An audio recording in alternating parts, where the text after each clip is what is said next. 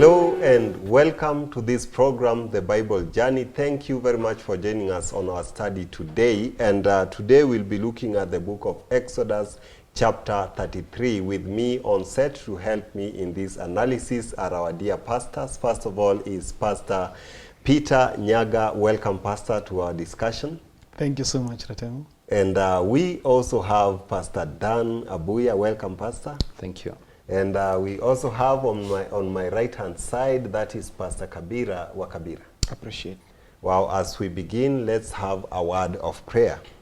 Mighty and everlasting Father, thank you for your love and care to this moment. We thank you for this time that we should study and serve from your word. We pray that you may teach us, your Holy Spirit may be with us from the beginning to the end, be with our viewer, even as they follow through, oh God. In Jesus' mighty name we pray.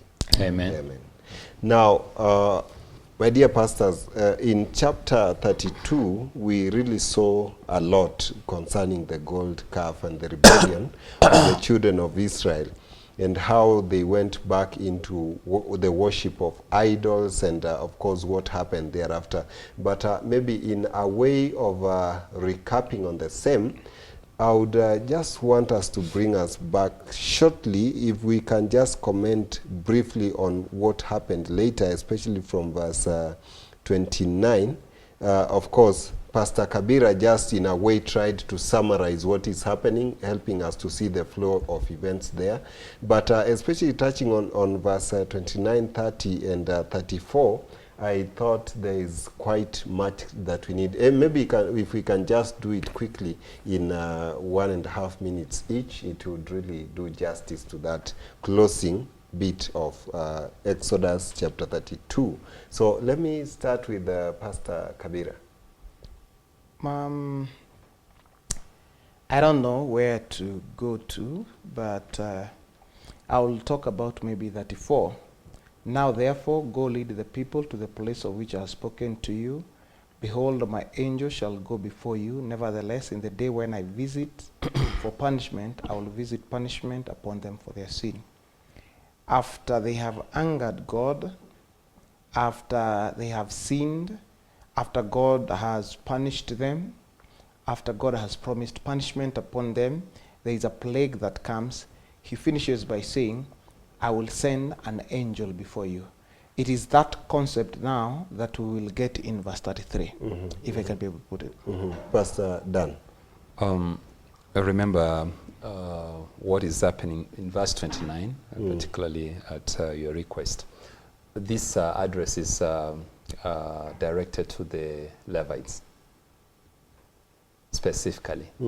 Verse 30 now, Moses now turns to the rest of the congregation. But verse 29, this results from verse 28. So the sons of Levi did according to the word of Moses, and about 3,000 men of the people fell that day.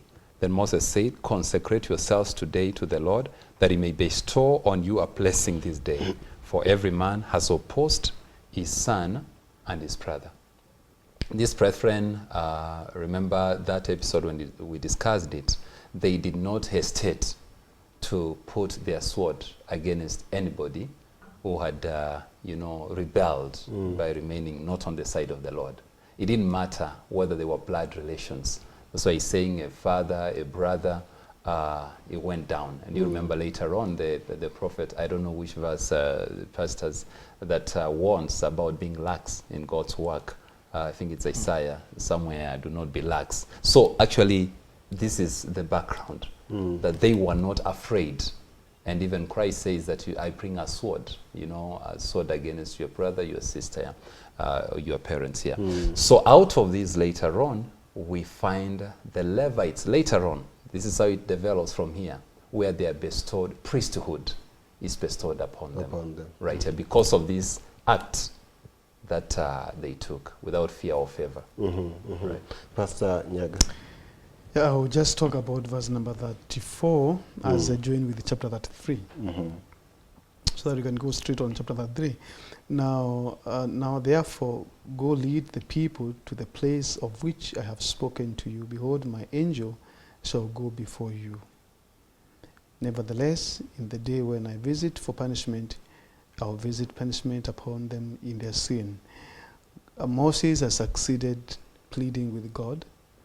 God had had of change of his heart, but again at his own terms. He was going with them, but now he want to give an angel to go with them. And that is the reason why chapter 33 is very, very important. So when you get to chapter 33, we see that the Israelites are now uncomfortable with an angel going with them. Because it's God who was going with them. You know, the form of the pillar, the cloud, and the night and the day. So that was the presence of Yahweh. But now here God has said, okay, I reconsider my thoughts. I'm not destroying you, but I'm not going with you. So what I'm going to do, I will ask one of my angels. So actually, they felt, and you know, chapter 33, it begins with that, you know, an expression of these members' feeling that God has now lowered them. As he has lowered them, is like, you know, church members, or maybe in a school. In a school, the children come to report issues to the principal, but that the principal does not decides to delegate that assignment to a prefect, class prefect. You know, you went to the principal, you knew these things will be done. Then he tells you, no, okay, go to talk to the class prefect. You feel, really? So that's what I see happening here. And now, you know, okay, as now we move to 33, chapter 33. Yes. Because they have been here for quite some time. I don't know, what was the duration? Do we have a kind of duration? How many months? Or well, because of course we know he was up in the mountain 40 days and nights, at least 1 month and some 10 a few days. weeks there. So this almost now coming to half a year since they left Egypt, because we know that they got to this point. It was about 3 months up to the base here, and then there are a few things happening, you know, here and there. So we know that it's not yet a full year. Yeah. And of course, our viewer can also guess, you know, the experience was quite good up on the mountain, and things have been very okay, you know, up here. All of a sudden, things have just lowered until our voices, I can feel, they are low, and the pastor is saying that now, okay, I'll just send an angel, he will go with you. But anyway, let's psych up for the same. In 33. Well, you see verse 2, chapter 33, verse 2, it says, I will send my angel before you, and I will drive out the Canaanites, and the Amorite, and the Hittite, and the Perizzite, and the Hivite, and the Jebusite. Go up to a land flowing. This is a response to Moses' prayer, remember? In verse 15, right? Verse 13 to 15 of chapter 32, where he's reminding, he's purporting, he's reminding God the promise to Abraham. And you know, it's just as a result of that God is re-echoing the same, because of course there was a covenant he made with Abraham, and he said, I'll do all these things. Now he says in verse 1, then the Lord said to Moses, depart and go up from here, you and the people whom you have brought out of the land of Egypt. And you know, it's still the same wording. The people you brought out of Egypt, you know, is not now, like, it's not me, but okay, still I know he's with them. You and the people whom you have brought out of the land of Egypt, to the land which I swore to Abraham, Isaac, and Jacob, saying, to your descendants I'll give it. So, you know, he's still confined by that covenant, and he still has to keep it because God holds it. You know, it's very important to him. So he says, of course, I'll be with you, and what Pastor said there, he will drive out all the Canaanites of that out of that land, and they shall inherit it. Maybe now, you know, this is now a command to leave Sinai. So they have been here for quite some time. Now it's time to depart from here and move forward, because I think what he wanted them to learn, I think, has come to an end. They have learned to some extent, and it's time that they move forward. It was important they be here for some time, Pastor.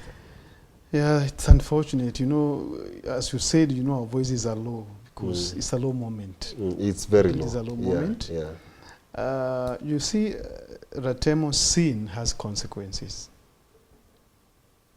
Whatever you do, sin has consequences. God will forgive, but he can't do anything with consequences. They will last. So their sin has cost them. You see, the verse which Pastor read, which didn't complete, verse number 3, he said, "Go up to the land flowing with milk and honey, for I will not go up in your midst, lest I consume you on the way, for you are a stiff-necked people." So God says, we thank God, of course. We thank him that, anyway, he didn't forget about the promise of Canaan. He said, for the sake of, and you know, Moses reminded him of Abraham and Isaac and Jacob. And perhaps for the sake of that covenant, you go. But I'm so tired with you. I'm so mad with you. In fact, next time if I take even a single step with you, I will just destroy you. Yeah. I'm only ni Musa tu amenipembeleza. So musinisukume. Okay. And so verse 4, you know, verse 4 is very, verse 4 says that when the people heard this bad news, it was indeed bad news. It was Yeah, I don't yeah. know. Maybe for me, I feel like these people are nice. These people are nice. These people are. How, Pastor? You know, God has looked at the. Nimalize haya watu ama niwache. But these people, maybe they can be nice. Maybe one day they will be nice. You know, the grace of God still being so much. God's love being so much. It's still pushing you. You know, in the world we live today, if somebody promised me what God promised this one, many of us will take. You know that. If God said, "I will send my angel before you," that's not a bad thing. Yeah. Doesn't it say he will provide an angel that you'll not even be able to stumble on your feet? You think like, I have an angel before me. That is nice.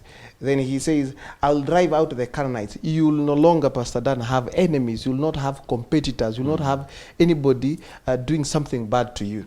That's a nice thing, honestly speaking. That's a nice thing. That's nice. And then he says, "Go up to a land flowing with milk and honey. I will provide for you that you will have a lot." That's a nice thing. You know, that's completely a nice thing. But then he says, "I will not go up in your ministry." Then he destroys the entire center. You know, nice. Then he just says, "I will not go with you." And I'm like, I think wait. what Pastor is trying to do is just to, you know, like he would encourage a person, usijali. No, ERC Just usijali, okay. you know. You know? Okay, but anyway, look at verse 5, for example. This is serious. You know why I'm saying this is serious? It's very serious. The Israelites, in their condition per se, this is all they wanted. What were they complaining about? They were complaining about the same thing. They just wanted a leadership that is not so hard on them. That's why they're telling Moses and they're telling Aaron, you know, Moses has been up there, so maybe if we give you angel, I think you're sorted. Because after all, you just want a visible thing. Then number 2, they need enemies. They just don't need enemies. They want to win without fighting. So that is sorted. We've removed. So you basically just go straight. There will be no wars for you. And then number 3, you guys want food without working hard for it. That's why they're asking for man. So everything is sorted. Pastor, have you ever asked for something, you keep on complaining for this, and this, and then it comes so easy, and then you feel, oh, no, I think that's not good. Because verse 4. But I wish verse you 4 listen, because really, you know, the whole essence is this, in the point Pastor is trying to make, really. Because ultimately, you are going to ask yourself, why aren't they taking this deal? Yes, because it looks good. It's a good deal. It's a good deal, actually. It's a good deal, unless you really have reflected. And I think Yes, these you've guys had have a time. reflected. It's obvious, because I'm surprised, actually, that this is bad news to them. This would have been, cool. Finally, what we yeah, wanted. Finally. But I think they there's have some come growth. they have come to their Yes. mind and Yeah, yeah. realized that, hey, no, There we is did some the No, I wrong think Yeah. when thing. God told them, "I will not go with you," They- they had taken it for granted. Exactly. Like many of us, we exactly. take God Yeah, for yeah. granted. You know, like Right. you wake up in the morning, we sing the kid song. I wake up in the morning, I wash my face, I brush my. You know, you do that song, and for you it's granted. You say, "I was woken up by the alarm." You take it for granted that Exactly. I came back to sleep. You take for granted everything, the money you have, like the Israel. But when God said, "I will not be with you," that is when they counted the cost. it shocked them to the core. That's why they thought, wait a minute, this is not good. Yeah, It cannot be good at all. And But- in but verse again, 5, as Pastor comes in, yes. for the Lord had said to Moses, say to the children of Israel, you are a stiff-necked people. I could come up into your midst in one moment and consume you. Now therefore, take off your ornaments that I may know what to do to you. Before you come to ornaments, it's not enough to have the angel Mhm. with you. Yeah, yeah. I think. I You also see, think- there's a very strong point. Mm. We are not saved by angels. Imagine heaven with all angels without God. No. To Would not you say be you're in heaven. heaven? No. I mean, we are not excited to go to see angels. We want to go to heaven to see God, though. I mean, we want to see God and stay with Him. Right. Mm. So a life with the angels without God is an empty life. Exactly. And thanks, Pastor, for making that point. You know, this is why, this is the most critical thing here. Mm. Even heaven. You know, people think that you're going to heaven because of It's the nice things, because of the nice things that are being things provided and, here. I mean, It's land all of milk and honey. honey and gold and all that. But really, if God is not in heaven, It's not worth it. it's not worth it. Mm. So it's not about the good things. And I think for a moment, That answers the question why it's bad news. It is exactly, bad. for a Do you moment, know these it? guys Bad have news. They know realized it. They what know it. the real They know deal it. is. What the whole point is about. It is the presence of God That with really us. matters. You But know what do- they're asking? in our midst. They're asking, what is Canaan if God is not in it? That's right. What is milk and honey if God is not in it? Right. What is conquest if God is not in it? Right. I mean, our life is nothing without God. And that echoes what Jesus said. Without me, you can do nothing. Do you know, for me, I feel like they had gotten to a point where they said, God had said, if I go in your midst, I will consume you on the way. But they said they would rather have We'd that. rather that's right. Yeah. They would rather die, but with God. With God. That's They would right. rather die in God's side than live with all these other things. Exactly. Right here. So what will benefit a man? If he gains the whole world, That's the concept. You know, these are the moments we call eureka Yes. moments. Like, finally. Wow. Like light flashback. flashed finally, you know, in their minds that this is it. I'm looking at how we have Right. started, and I'm looking at us and thinking, it's how was it the experience of the children of Israel? If us, we are not in that situation, we are just reading and looking at it, and not every word has been written about what was, the mood. If we are feeling it this way, But how crises, was it for crises them? have potentials of creating this, and sometimes in our lives, you know, sometimes you need a crisis Yeah. moments. There are times your life goes on autopilot, and you need something to shake you. Shock you up. When they see God about to plot them out, when they see Moses saying, okay, you know what, God, plot me out and preserve them, all this drama, I think it's a moment of reflection. And then Moses decides to move ahead. In verse 7, it says, Moses took his tent and pitched it outside the camp, far from the camp, and called it the tabernacle of meeting. And it came to pass that everyone who sought the Lord went out to the tabernacle of meeting, which was outside the camp. So it was, whenever Moses went out to the tabernacle, that all people rose, and each man stood at his tent door and watched Moses until he had gone into the tabernacle. And it came to pass, when Moses entered the tabernacle, that the pillar of cloud descended and stood at the door of the tabernacle, and the Lord talked with Moses. Can I just, before you talk about that, ornaments? Okay, that's what Okay. I was Okay, I know wondering. there is an ornament, and I don't want to be hard, Yeah. but look at what God says. Now, therefore, take off your ornaments, that I may know what to do with you. I know you may have said you're willing to die, but I don't think I am ready yet to talk with you. Number one, you still have the things which remind me of what you are doing. You know, they had to remove their ornaments. That is what was made into the gold calf. So some still have the gold in them. They have the ornaments that are reflecting. They still have, they are willingly saying we want to die for God. But at the same time, they still have got the same ornaments. That's why they said, and when the people heard this bad news, they mourned and no one put on his ornaments. Apparently, they used to put on ornaments for the sake of, you know, after all, I'm in control of what I want. I can do what I want. After all, it's what. So if they need to recreate a god, a small god, they just put things together and that. So for me, I feel I know because I've seen also Pastor Nyaga wants to contribute about. Let me just cut my story short by saying ornaments bring a different perspective of you. When God says remove ornaments that I may not what to do with you, it's because you are still not yet. Your words may be. You're not you. With You're not you yet. You still. I always ask a few friends of mine, when you've put these ornaments, are you saying I am beautiful, or are you saying I want to be beautiful? Which one are you saying? You know, it's like you're editing yourself. And God says, I don't even know you people. I don't even know. So first, remove this so that I may know, am I dealing with you yet still as you. Anyway. Thank you, Pastor John, for bringing all that. Maybe I will summarize your thoughts with the text in the book of Hebrew, chapter 12, verse 1. Therefore, we also, since we are surrounded by so great a cloud of witness, let us lay aside every weight and the sin which so easily ensnares us. And let us run with endurance the race that is set before us. Amen. To me, this is exactly what God is saying. You see, of course, you don't have to debate about ornaments. But God is saying you're having grafted life. This is not real.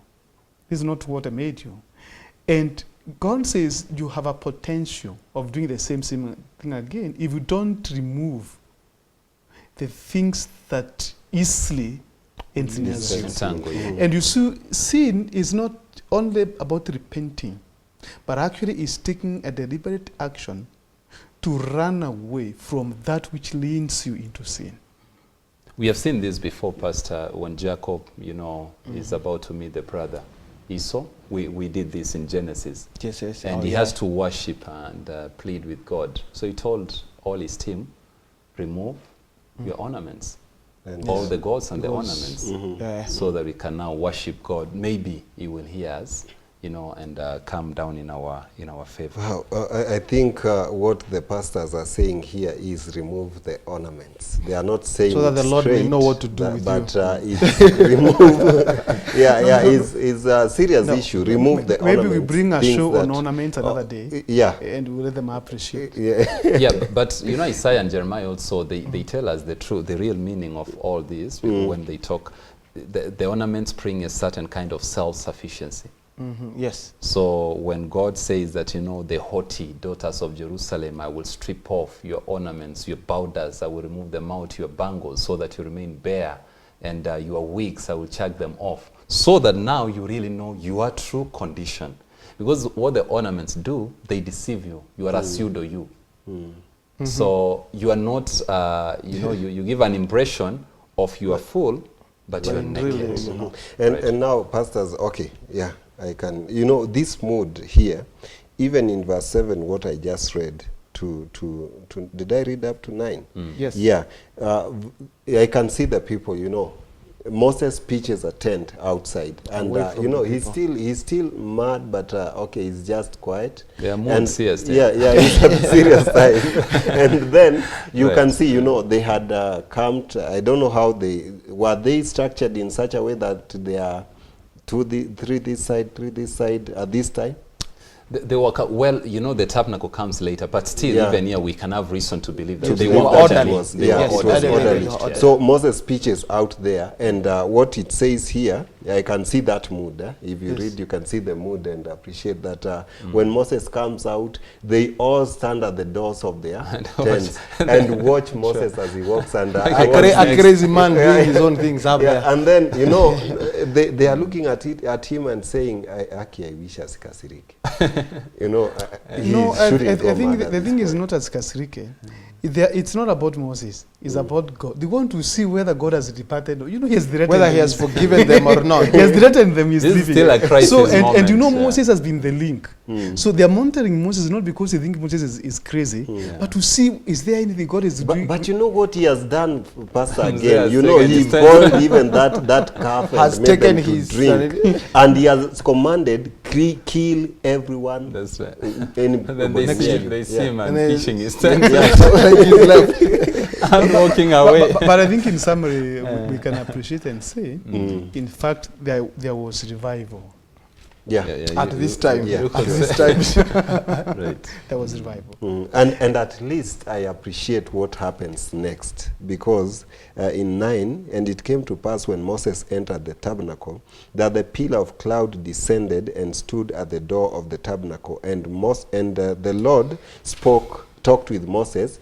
All the people saw the pillar of cloud standing at the tabernacle door, and all the people rose and worshipped, each man in his tent door. So the Lord spoke to Moses face to face, as a man speaks to his friend, and he would return to the camp. But his servant Joshua the son of Nun, a young man, did not depart from the tabernacle. So, at least now, you can now say, like... Not yet. Still not yet. Yeah, at least he has descended. At least I see the Lord. You know why he is coming. You presence don't is even here. know why he is coming. But at least he's here. Man.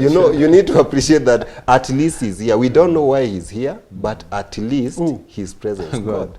Oh, no, Yeah. no, God has not left them. Yeah, no, but they haven't only seen says, him I over. will. And I think that's why I'm saying they were monitoring, not because of Moses, but to see whether is God still with us, Still with us. or not. Because the threat was not from Moses. Moses amemaliza what he has killed several here, he has done, but Right. God has said, "I'm not going with you," and this is bad news. Yeah. Ile ya Moses killing, it wasn't. So the verdict is not out yet. Yes. Yeah. We So are they not were sure waiting. whether still. Because he has said, He has I only know said, what I to will do in the with you. future. Right. But also, I thank God for Joshua. And now we know that Joshua Kid was a young man, was a young, this associate pastor was a young man. Yeah. It's a godly man, Pastor, let's first take a short break. Our dear viewer, we are taking a short break on this Laws episode. Yeah, things are not quite, it's still a crisis moment here, and you can realize the same even on this set. We are still in a crisis moment, trying to understand and trying to fit ourselves in that situation. So you can imagine how the situation was like amongst the children of Israel. If you are this low, how about them? We are coming back shortly.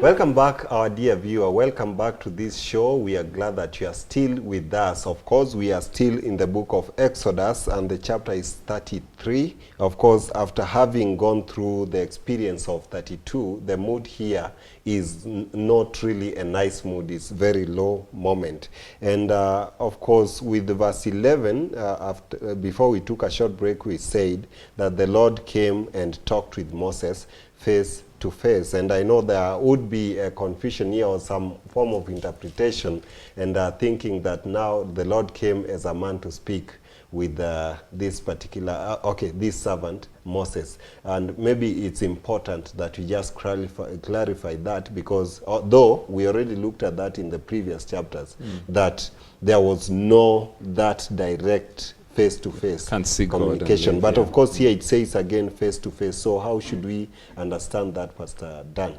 Right here. So we do know that there is this request from Moses that is in the coming verses. There is the request that I want to see you. See, but God tells Moses that I will not show you. Can't see my face, definitely, but I will show you my glory. Maybe you should read verse 18, 19, 20. Verse- 20. All right. So 18, 19, 20 says, and he said, please show me your glory. Then he said, I will make all my goodness pass before you, and I will proclaim the name of the Lord before you. I will be gracious to whom I will be gracious, and I will have compassion on whom I will have compassion. But he said, you cannot see my face, right. for no man shall see me and live. that is right here. And So it wasn't... it wasn't like the way we are seeing each other, but it means that they have got a one-on-one, a one-on-one interaction, conversation. As God comes and is veiled, you see the tent, the cloud that was seen in the tent. Yeah, Actually, it verse was to 9 and veil. 10. It was meant to veil The rest of the people. the glory of God from having a direct contact with the people, because then they will die. If just the mere glory of God, because it comes in fire. You see now it comes before, and people run away terrified. So the cloud comes covering it, kinda, so that His presence is there, but not harming. Maybe to add, we will see when the Bible says, so the Lord spoke to Moses face to face. So the Lord spoke. You know, like the rest of this conversation now takes that angle of a face to face. That is a one-on-one. So we'll be discussing hereafter. From verse 12, you see, then Moses said to the Lord, then the Lord said to Moses, then Moses said to the Lord, then the Lord said the to dialogue. They have a dialogue. You know, it's like two people, as we said. I don't want to dramatize now because it's a serious meeting here. But imagine Moses and God, who have not done any mistake, of course, and the young man Joshua, are on the far end of the camp. They are talking, what do we do? How do we diffuse this tension? How do we solve this issue? So they are now, let's say it's like a meeting, but per se it's not a meeting. It's the human side and the godly side wondering, how do we come to a consensus? Of course, it's God giving Moses a chance to express himself, because we know God is not caught by surprise anyway. But he's talking to Moses to try and rationalize for the sake of you and me in the world today, so that we may be able to understand it's also possible. And to I talk think with this God. is where we again appreciate the angle Pastor was saying, the role of Moses as a type of Christ. As a mediator. As a mediator, because now it's actually a meeting where they are talking and discussing what then do we do. Because you remember in verse, so that I may know what to do with you. Verse 5. That's verse 5. Yeah. Verse 5, verse 5. Yeah, so that I may know what to do with you. Now, it's like they are discussing on what to do. Yeah, they're still in limbo, because that is it. What is he going to do with us? with them. Yes. That is what... The question, remember, I is I see- will not go with you. All right, yes. I see Trinity. I see Trinity at play. You see, from verse number 7, even let me explain. After what has happened from verse number 1, Moses decided to leave the camp and set up his own tent outside the camp. Then in verse number 7, he calls that tent the tabernacle Of of meeting. Then after that, whenever Moses gets into the tabernacle, then the cloud, the pillar, which was now representative of God, comes at the entrance of the tabernacle. Then Moses and God commune. But we know when we come to verse 11, okay? So the Lord spoke to Moses face to face, as a man speaks to Moses, to a friend, and would return to camp. But his servant Joshua, the son of Nun, a young man, did not depart from the tabernacle. So it implies that whenever God came to commune with Moses at the entrance of the tabernacle, or with Joshua, was with Moses inside. So I see three. There's God, there's Moses, and there's Joshua. They are discussing, they are talking, concerning the issues of Israel. So that's something which comes out very well. But again, also to think so deeply and again to see and ask myself, why did Moses at this particular time decide to leave the camp? You know, that's very unique. It's not unique, it's actually weird for a leader. It's like me, as a pastor, leaving my congregation and setting myself aside somewhere. And they say, you see, it says, whoever wants to know, let's come. And people are going actually there to that small tent of Moses, which now he called the tabernacle. You see, the tabernacle, the sanctuary, is not the size, is where God is. And if in the big camp of Israel, they have rejected God, they are meant for themselves a God. So Moses took a tent outside where God still would remain. And it's very dramatic, that we see actually God literally moving With Moses. to that small tent. Because God is not concerned with the size or the multitude, the numbers of people. He's concerned with the contents of the hearts. Mm. He stays where a heart loves him.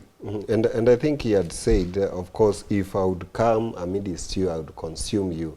And, you know, everything working from the symbolic aspect, he has to kind of be that outside, And because Moses it doesn't comes want with also him. his people to be Yeah, consumed. yeah, to be consumed. he's- So he's he- still fighting he's for kind of just trying to see Protect how his they can't people. be. Yeah. Yeah. Yeah, fighting for his but also the last point I wanted to bring out Mm. is that, you know, before we went out for break, we spoke about reformation. There was revival Mm. because of that incident. And you know, revival takes time. There's a trigger of revival every time. There's something that triggers revival. Mhm. And then it lasts for some time. So the isolation that Moses has made was to, remember in the previous few verses here, he's saying, those who are on the side of the Lord, Mm. come. You know, there are times when God requires people to stand. There Take are a lot- sides. And take sides. Mm. And so it continued that. So that the confession of sins, the turning away from their sin, would be manifest by those who will identify with the tabernacle, which Moses has designated as tabernacle, so that people can continue repenting and being revived before the journey starts. Mhm. And talking about revival, you know, in verse 10, the last part, and after, of course, they saw the pillar of cloud standing at the tabernacle door, all the people rose and worshipped, each man at his tent door. You know, we really have to appreciate that there is this kind of realization that we have been taking all this time, we have been taking God for granted. And after what has happened, people have sobered up and they realize we really need to worship this God. And when they see that pillar, the hope is revived and everybody falls down to worship the Lord. That's I true. think it was an important. Yeah, but you see, they also fear to go to that tabernacle. Yeah, you they, can't They are go standing there. there. You know, don't joke with God. You know, I've seen people treating God with contempt. I've seen people in churches behaving as though God is so weak. Mm. But I have monitored through the scriptures. Anytime people get so, they pushes God to a corner, God will always visit, and people's lives will be lost. Mm. You check through the scriptures.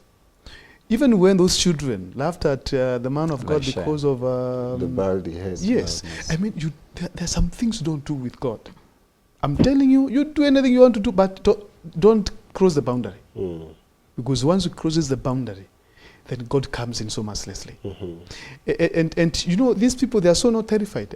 One of the things actually I think they're standing at the entrance of their tents, not coming out, going where Moses is fear. Remember, 3,000 already are dead. They have witnessed just a few hours ago. Mm. They have witnessed. And God is so mad. Moses is so mad. It's a moment of solemnness for people to search their hearts. Yeah. And I also want to add, you know, somebody could say, this old man is throwing tantrums.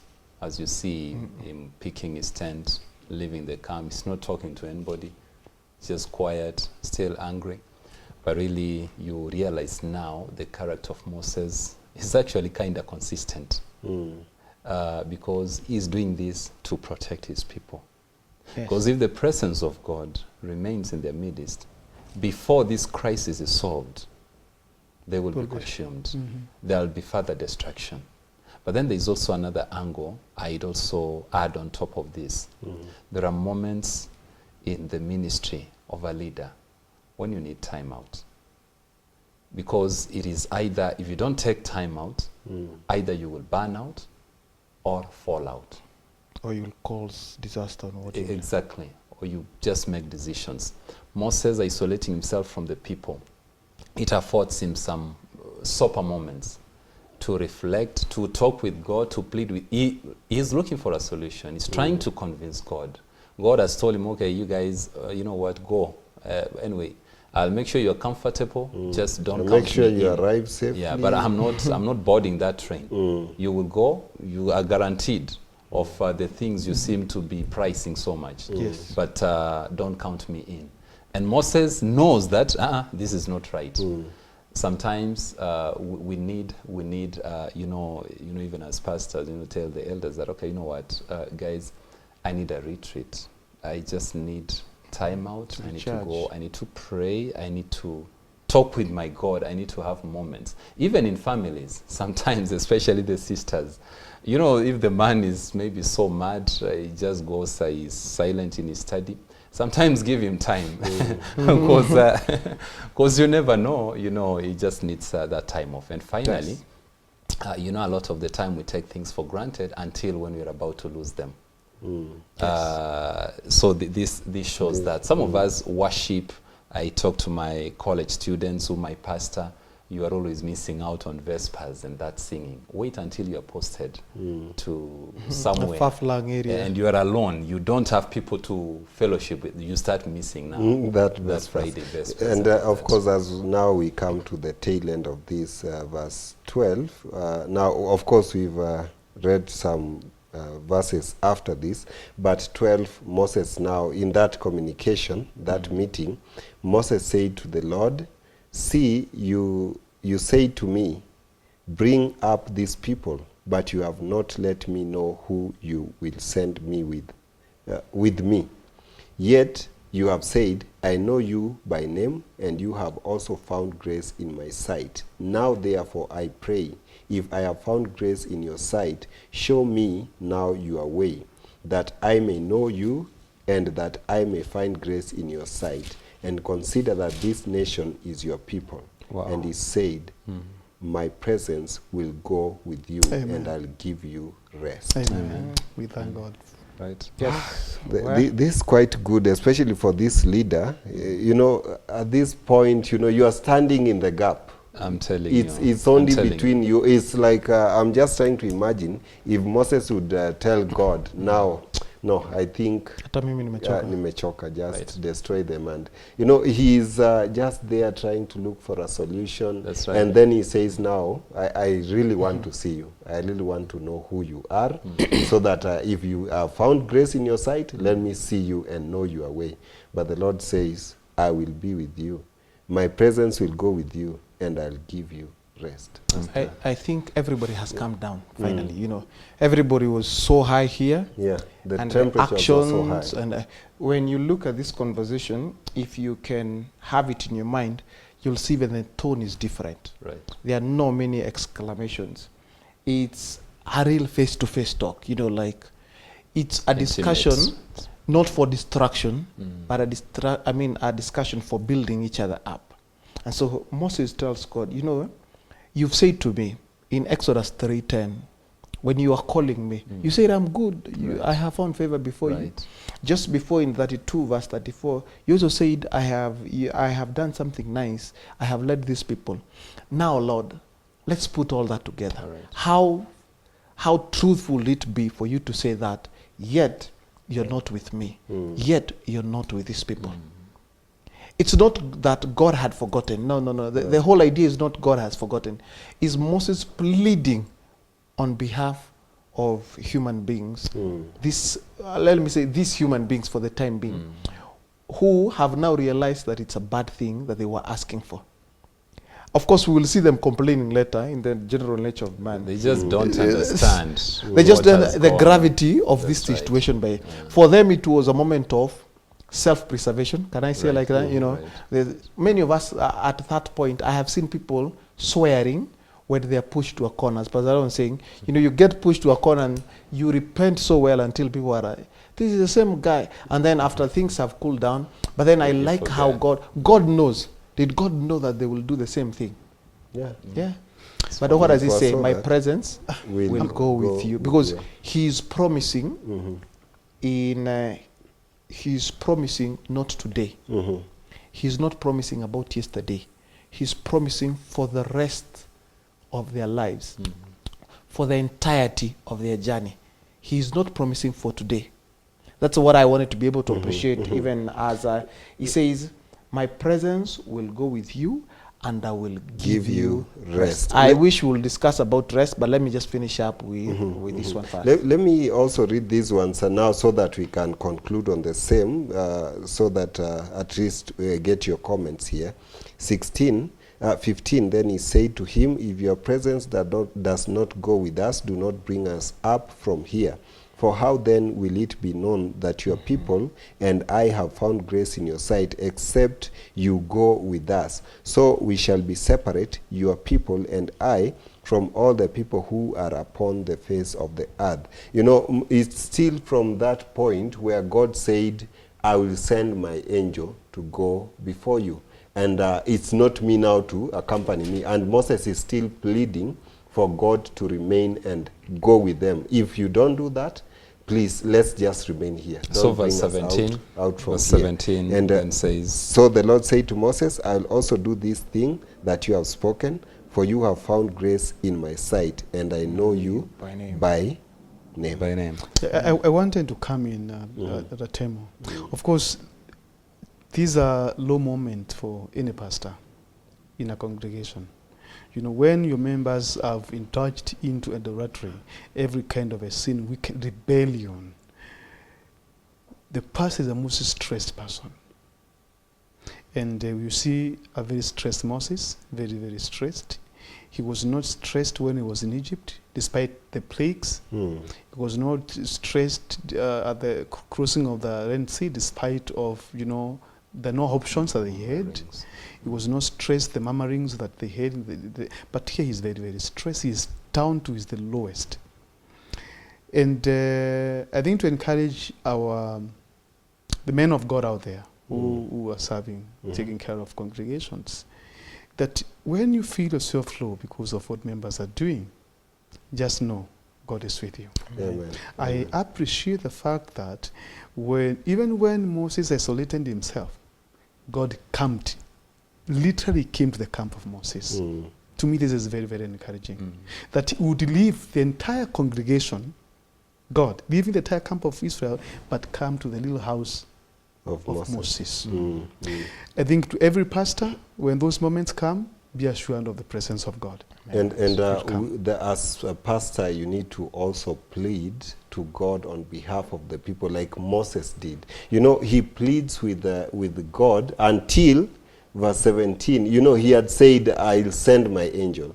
In 17, until finally God agrees to it and That's the says, second point I was will coming at. also do what you have asked. I'll go with you. That's the second point I was coming at. So, and those As we moments wind of up low, now. those moments of being very low as a pastor, because of the rebellion of the members, don't curse members. I think Moses is setting us a very good example. Agonize with God, plead with God concerning the sin of your members, and God is going to listen to you. Wow. Pastor Dan, if you can just throw in a statement as then we wind up. Right. This low moment culminates also in one of the highest points of Moses' ministry, when the Lord shows him his glory. It was a glorious moment. So, you know, every trial comes packaged with grace and victory, because out of this moment, eventually, Moses is able to see the glory, the true God in his glory, in his graciousness, in his long-bearing, you know, mercy and grace, like he had never seen before. Well, I almost forgot that part, Pastor Kabira. Can you do it in 20 seconds? What part? Which part? Where The now glory of God. the glory of God, because he has to see God himself, and God says, I'll hide you in a cave. Cleft and- of the rock. From Yeah. verse 19. I thought we discussed about it in the beginning. He said, I just need some little glory as proof of that. What, of course, does God do? He gives him a little snippet of that. He says, I'll be gracious to whom I'll be gracious, and I'll have compassion on whom I'll have compassion. That is his own glory, in a way, being able to be extended. So it says in verse 22, so it shall be, while my glory passes, that I'll put you in the cleft of the rock, and I'll cover you with my hand while I'll pass by. Then I'll take away my hand, and you'll see my back, my face shall not be seen. He fulfills that promise, because he has made a pact with Moses. So he fulfills that promise by just portraying a little bit of his glory so that Moses will get. My final word will be, the people learned, seek first the kingdom of God and his righteousness, and all these things shall be added. Wow, thank you very much. I really appreciate your, of course, company and your comments on the same chapter. And of course, for our viewers, thank you very much for being with us on this study today. And I hope that you've learned March, it's a time for revival to the children of Israel, which should be a revival for us also. And having taken out all these, necklaces, bangles, gold, and all those things, so that the Lord may know what to do with us, so that at least he may hold a meeting with us and talk with us and assure us of his presence. Thank you very much for being with us. See you next time.